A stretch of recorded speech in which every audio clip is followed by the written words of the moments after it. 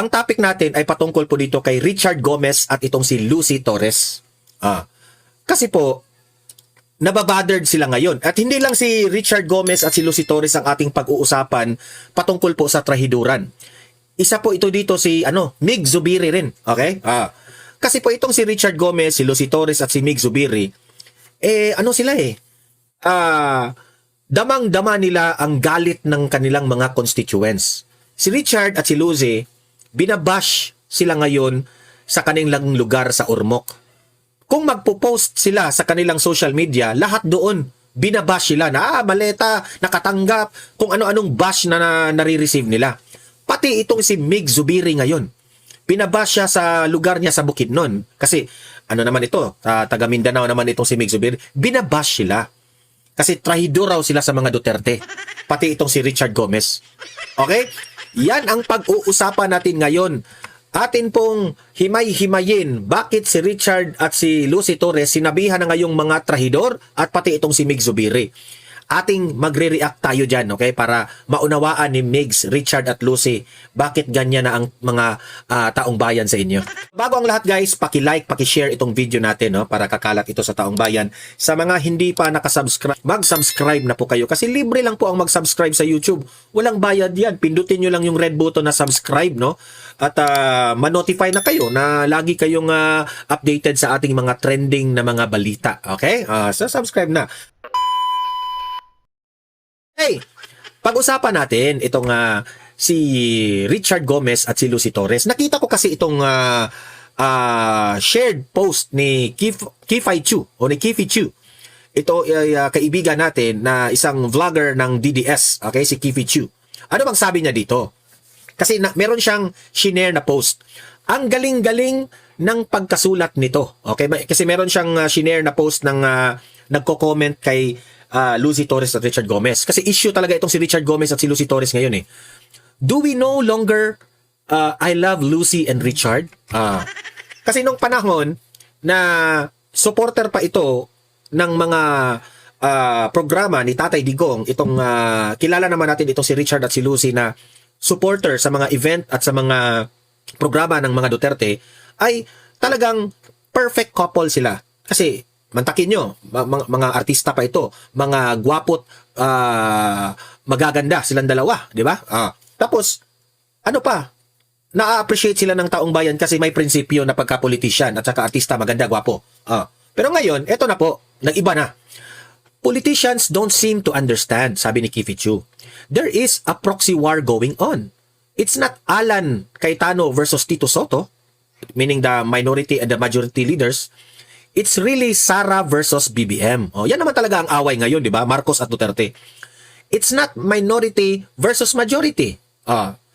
It's the senators who want PRRD to die in The Hague versus senators who want PRRD to be freed the soonest. Okay? Labanan po ito ng mga senador na gusto nang mabalik si Tatay Digong dito sa Pilipinas at yung mga senador na gusto nilang makulong si Tatay Digong for their political gain. Obvious naman di ba? It's not impeachment versus no impeachment. It's corruption versus principle. Kasi yan naman talaga ang ikinagalit ng taong bayan. Ang super malala na korupsyon ngayon sa Pilipinas. Now, kung ikaw yung politician na sumusuporta sa administrasyong ito, kagaya nitong si Richard Gomez at si Lucy Torres na sumusuporta ngayon kay BBM, edi syempre, magagalit talaga ang taong bayan. Kasi alam naman ng taong bayan na under the Marcos administration, super malala ang korupsyon. Totoo naman di ba? Tapos hindi pa napapanagot yung flood control anomaly, di ba? When you are against the team that protects the Dutertes who are being persecuted now because Sara refuses to take part in the pagnanakaw and because PRRD revealed the drug use, you are with the magnanakaw and the drug user. Totoo. Kasi sino ang nag-expose dyan unang nag-expose sa kabalastugan ng kamera? Si VP Sara. Anong sabi ni VP Sara? Dalawang tao lang ang nagkukontrol ng budget ng Pilipinas, si Martin Romualdez at si Zaldico. Nung una, ayaw niyong maniwala. Ngayon, ano na nangyari? 'Di ba? Nakalusot itong mga nakaw, itong mga korupsyon na ito. Anong sabi ni Tatay Digong patungkol po diyan sa droga na 'yan? na unang-una ayaw naman talaga ni, talagang hate na hate. Yan ang pinaka number one hate ni Tatay Digong, yung droga sa Pilipinas. Di ba? Tapos, kung kayo yung mga senador at mga congressman na pumayag lang kayo na dalhin si Tatay Digong doon sa dahig, dahil sa away sa politika, tapos ginagawa nilang reason yung extrajudicial killings na may kinaugnayan po ito sa war on drugs ni Tatay Digong, it means na hindi nyo sinusuportahan yung prinsipyo ng mga Duterte patungkol sa droga. Di ba? Kasi po, ngayon, ang daming mga congressman na bumaliktad dahil lang sa pera. Okay? Bahala na yung prinsipyo. Majority of the Filipinos are angry. Galit na ang taong bayan. Yan ang majority. Kaya nga, walang kayang tumakbo against Sara. Hanggang ngayon, wala pang kandidato na nagpapakilala na kukontrahin niya si Sara Duterte, VP Sara. Di ba? Wala pa. Dahil alam nila na kapag kukontra sila ni VP Sara, matatalo ka agad. And that's the truth. Talo talaga. Kahit na sabihin ninyong si Tulfo, no? Kahit na Tulfo ngayon, sirang-sira na. Yung Tulfo dati, malakas yung pangalan ni Tulfo kasi tumutulong sa mga kabit-kabit na away. Diba? Tulfo yung isinusulong nila na pwedeng ibangga kay VP Sara, wala na. Pati mga Tulfo, sira na ang pangalan ng mga Tulfo ngayon. Kaya kinain na rin yung mga prinsipyo ng mga Tulfo. It's prinsipyo versus maleta. Yan ang sabi ni Kifi Chu. It's love for the country versus the love for money. Correct. Kasi if you are a politician, dalawa lang ang pipiliin ninyo. Ang maleta na galing sa, alam nyo na, o yung kalagayan po ng inyong constituency o yung taong bayan. Dalawa lang yan. Kasi kung pipiliin mo yung pera, that means to say, you are just choosing yourself. Pero kung ang pipiliin mo, constituents mo, talagang makikita ng taong bayan na nagsasakripisyo ka para sa kanila. Di ba? Kasi being a politician is like a vocational. Ika nga, binuhos mo ang inyong sarili para makatulong ka. Di ba? Hindi yung tumakbo kang government official in any position para lang magkapera ka. Hindi yan ganun, okay? Pinili ka ng taong bayan para tumulong, okay? Majority of the Filipinos are angry. Kaya walang tumatakbo against Sara kahit na si Tulfo ngayon ay sira na. It's prinsipyo versus maleta. It's love for the country versus love for money. Kaya Senator Migs Zubiri is very overwhelmed by the hate he is receiving because he doesn't understand that this is a proxy war. He says, this isn't about the Dutertes. Sabi niya, ni Migs Zubiri, hindi ito tungkol sa Duterte. May video ako ipapakita mamaya tungkol sa sinabi niya yan. This is about the Dutertes allowing the minority. This is about the Dutertes. Allowing the minority to take over will pull Sara down. Tapos heto pa. Yan po ang comment. Anong post ni Kifi Chu na shinare niya? Anong post ito? Ito yon. Itong si Emil Justin Baste. Ito yung inagrihan ni Kifi Chu. Sabi dito ni Emil Justin Baste, si Richard Gomez at si Lucy Torres ay tinatawag ngayong the falling stars. The falling stars. Kasi nung panahon na sumuporta pa sila ni Duterte, talagang star na star sila eh. Ngayon, falling star na.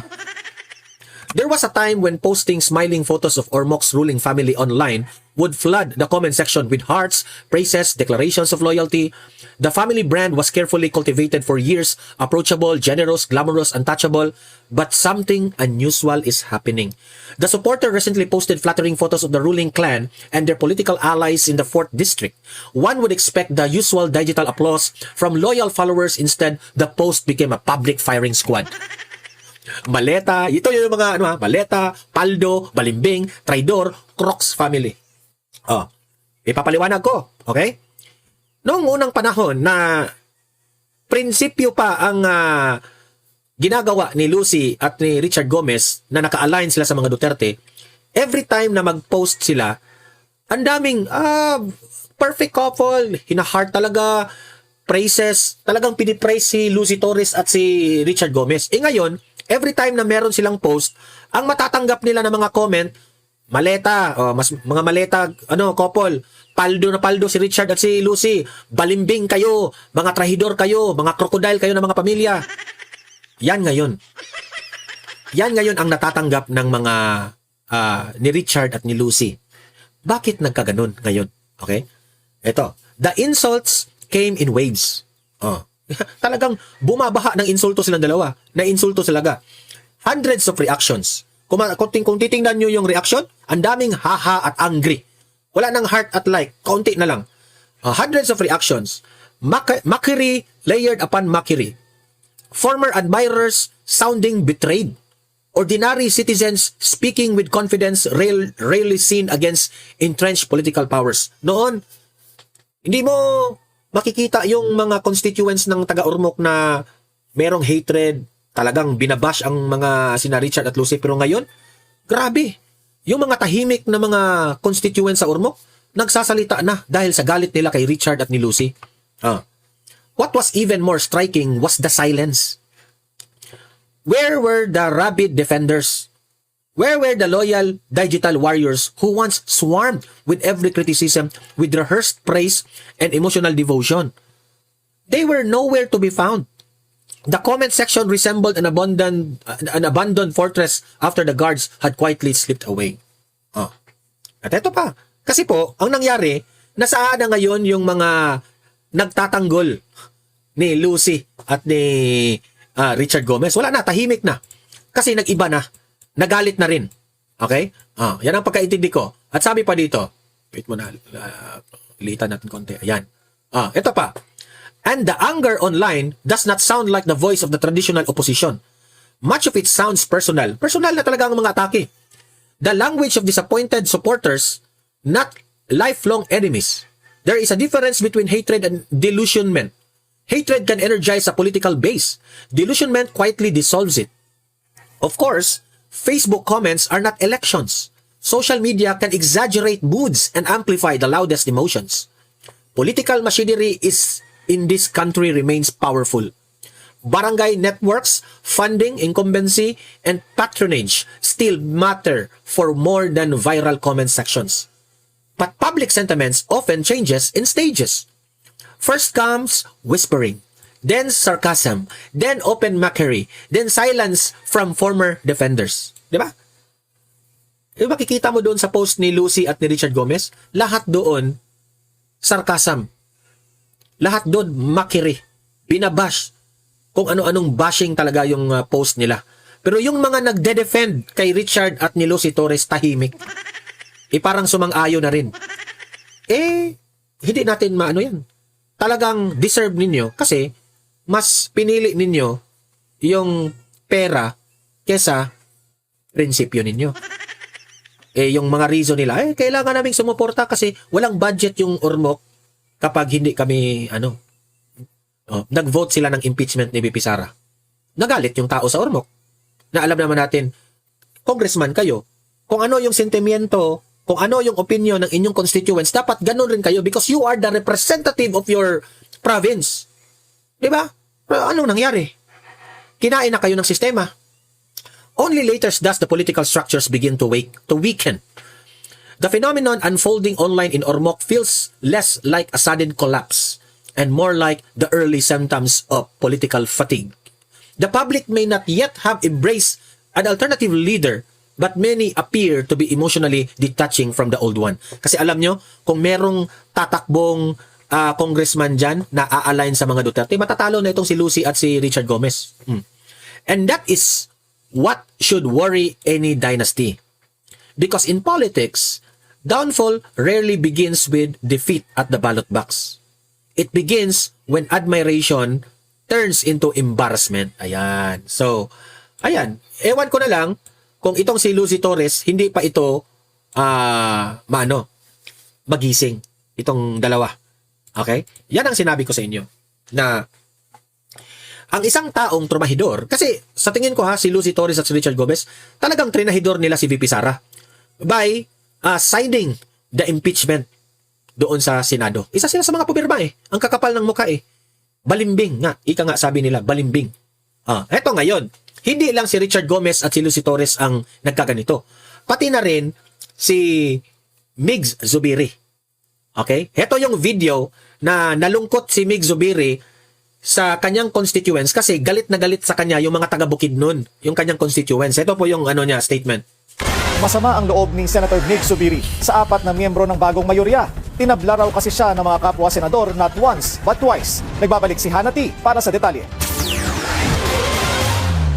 Humingi ng malalim na pag-unawa si Senator Mig Zubiri sa mga taga-Bukidnon sa gitna ng mga batikos matapos siyang sumama sa Senate Minority Bloc. Sa isang press conference sa Malaybalay City, sinabi ni Zubiri na masakit para sa kanya ang mga kritisismo dahil malalim ang kanyang ugnayan sa mga taga-Bukidnon. I'll tell you to the people who cannot pay love him. No, paiyak-iyak pa siya dyan eh. Di na Actually, Mig Zubiri, hindi na madadala ng iyak-iyak ang na gagawin mo para mahalin ka ulit ng mga taga-Bukidnon. Hindi, sir. Yung ginawa mo talaga, trinahidor mo yung mga taga-Bukidnon. And I'll die for him. Eh? I will die for him Uy. if need be. So, I hope that you understand the position. Kasabay niyan ay inilahad niyang pakiramdam niya ay binetray siya ng 4 na miyembro ng kasalukuyang Senate Majority na kanyang pinangalan ng sina Senator Bato de la Rosa, Bongo, Amy Marcos at Robin Padilla. Ayon kay Zubiri, 2 beses umano siyang tila tinalikuran. Una, nung mapatalsik siya bilang Senate President noong 2024. Pangalawa, nung simula ng 20th Congress, matapos umano siyang pangako ang muling susuportahan sa Senate Presidency, pero hindi rin natupad. Giit ni Zubiri, kaya niya raw makipagtrabaho sa mga hindi niya kapartido sa politika dahil may respeto at delikadeza pa rin dapat. Pero magkaiba raw ang kalaban sa politika at traidor. Bilanggit pa niyang si De La Rosa na hindi pa matuntun sa ngayon bunsod ng ICC warrant ay isa sa mga nangakong susuporta sa kanya sa harap mismo ng mga tao sa Bukidnon. Pero pagkatapos ng botohan noong 2024, nalaman na lang daw ni Zubiri na ang parehong senador ay bumoto kay Senator Cheese Escudero na pinalitan siya noon bilang SP. Naging independent member si Zubiri na magkaroon ng kudeta noong May 11 kung saan naluklok bilang SP si Senator Alan Peter Cayetano. Kalaunay sumapi siya sa ngayon solid 11 ng minorya. Kabilang din siya sa mga senador na nag-walkout sa plenaryo noong May 26 bilang pagtutol sa naging debate to divide the House pagdating sa kung dapat mang isalang ang panukalang payagan ang remote participation at online voting sa Senado. Para sa agenda. Ito. Nagalit raw ang taong bayan o nagalit yung mga taga-Bukidnon kasi taga-Bukidnon ito eh. Nagalit yung mga taga-Bukidnon kay Mig Zubiri kasi sumapit siya, pumanig siya doon sa minority. Okay? Every time na meron pong post, binabash siya. Bakit ka sumali doon sa minority? Kasi alam naman natin yung minority sa Senado, mga anti-Duterte yan eh. Di ba? So siya, bakit sumali siya doon sa minority? Nagalit yung mga taga-Bukidnon. At alam naman ng mga taga-Bukidnon na dati ka nang nananalo bilang Senate, Senado, dahil sa mga Duterte, tinulungan ka ng mga Duterte kasi yung mga taga-Bukidnon, maka-Duterte talaga ang mga taga-Bukidnon. Ngayon, ano siya? Nalungkot siya na ang mga taga-Bukidnon ayaw na sa kanya. Kaya ngayon, nag-appeal siya dyan. Nag-speech siya na, I love Bukidnon. Willing akong makipagpatayan sa mga taga-Bukidnon. Bakit niyo ako inaaway? Yan ang hinadaing niya ngayon. Kasi ang reason niya, ang rason, ito talagang makasarili itong taong ito eh. Kasi ang rason niya, bakit siya sumali sa minority? Kasi trinahidor raw siya sa 4 na senador na nandoon sa majority. Na si Robin Padilla, si Senator Bato, si Bongo, at itong si Senator Ivy Marcos. Kasi natanggal itong Senate President. Okay? Nung pinalitan siya ni Cheese Escudero. Na itong 4 na ito, si Bongo, si Bato, si Robin, at si Senator Amy, sumali doon sa pagtanggal niya bilang Senado. Well, you have all the right para ikaw ay magtampo dito sa 4 na senador. Pero not to the point, Mig Zubiri, na ilalaglag mo ang mga tao sa Bukidnon by joining the minority. That is not your choice. That is not the choice of the Bukidnons. Mahal na mahal ng mga taga-Bukidnon si Duterte. Kung may tama kang pag-iisip, edi sana sumali ka sa majority in support of the Dutertes. Pero ano ginawa mo? Mas pinili mo ang inyong galit sa 4 na mga senador kaya pumunta ka doon sa minority. Mas pinili mo yung grievances mo kaysa prinsipyo mo, kaysa mga tao mo sa Bukidnon. Kaya yung mga tao sa Bukidnon, wala nang respeto sa'yo, wala nang tiwala sa'yo, and you deserve na i-bash at i-hate ka. Ganon kasimple. Mas pinili mo yung anger mo. Nagalit ka dito sa 4 na to kaya hindi ka sumali sa Kaya hindi ka sumali sa majority. You are being selfish. dapat inunawa mo muna kung ano yung gusto ng inyong constituents, kung anong gusto ng mga taga Bukidnon. Now, deserve mo na pagalitan ka ng mga taga Bukidnon kasi pumunta ka doon sa mga trahidor na mga minority. Di trahidor ka rin. Di ba? Ito pa. Ipapakita ko sa inyo itong sinabi ni Joey. Tama talaga tayo. Anong sabi ni Joey De Vivre, itong isang vlogger na matalino? Dear Senator Mig Zubiri, nawala ka as Senate President not because of the Duterte senators. Hindi dahil dito sa 4 na senador na, sakit ng kamay ko guys, parang nalisa ito eh. Hindi dahil kay Aimee, hindi dahil kay Bato, Robin at ni, sino to? Bato, Robin at ni Bongo. Diba? Hindi dahil sa kanilang 4 dahil natanggal ka Senate President. It is because you oppose the PI. Nag-oppose ka sa PI. Okay? Anong pronounce to? To the area of Malacanang at tama ka doon. You tried balancing Senate and Malacanang and it didn't work.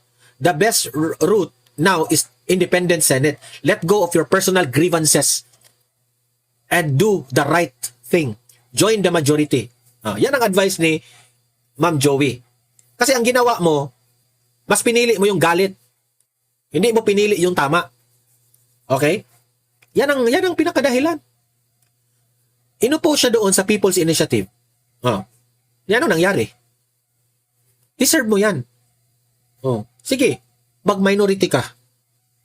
I will tell you ahead of time, Mig Zubiri, hindi ka naman nanalo kung tatakbo ka, kung anong posisyon tatakbuhan mo, hindi ka na iboboto ng mga taga Bukidnon. Yun lang ang mano ko. Ito yung speech niya na rason siya ng rason ito. Gusto sa uban nga i-connecta kini sa mga Duterte. This is not about the Dutertes. Walay nabot ang ato mapalangga Dutertes. Dili kini bahin na. Sige, maniniwala kami na it's not about the Dutertes. Pero ang mali mo, sir, bakit mas pinili mo yung galit mo? Sumanib ka doon sa minority eh. Which is, ano ang minority? Ang mga minority po, yan yung mga prinsipyo na mga galit sa mga Duterte. Sumanib ka doon. Diba? So wag mong sabihin na mahal mo ang mga Duterte. Kasi kung mahal mo ang mga Duterte, dapat sumanib ka dito sa majority. Diba? Gago ka pala eh. Kasuko ka na ako sa mga naas-taas. Kabaluan mo sa background mo. Tungod kay gitugutan ako ang mga hearing ni Senator Bato. Yun naman pala eh. Nagalit sa iyo ang Malacanang kasi inalaw mo yung hearing, 'di ba? Kung maalala ninyo, yung hearing ni Senator Bato de la Rosa na in-invite pa nga niya doon yung kalbo na dating pulis. Kalimutan ko yung pangalan na yun eh. Yung pulis eh. Rosa, nagitawag na PDEA Leaks. Yung PDEA Leaks. Kung ang uban ako ang mga Yung nadamay si Maricel Soriano na nagko-co sila ni BBM raw sa isang apartment ba yun o condo ba yun, no?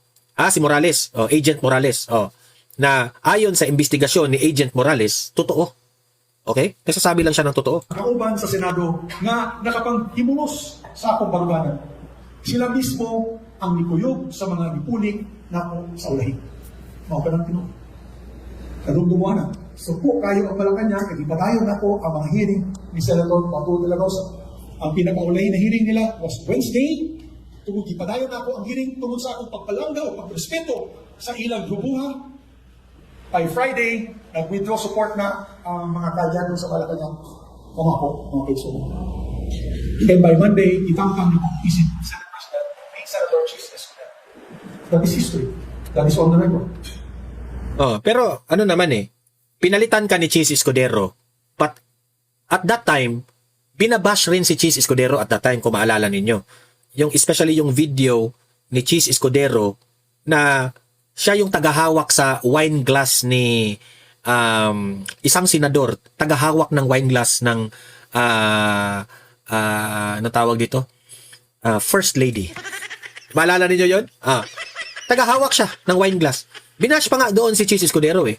Pero, believe ako dito kay Chis Escudero. Kasi, kahit ginawa siyang Senate President at that time, hindi siya nagpapakontrol sa executive branch, which is ang presidente. Kasi wala naman talagang karapatan ang presidente makialam doon sa Senado.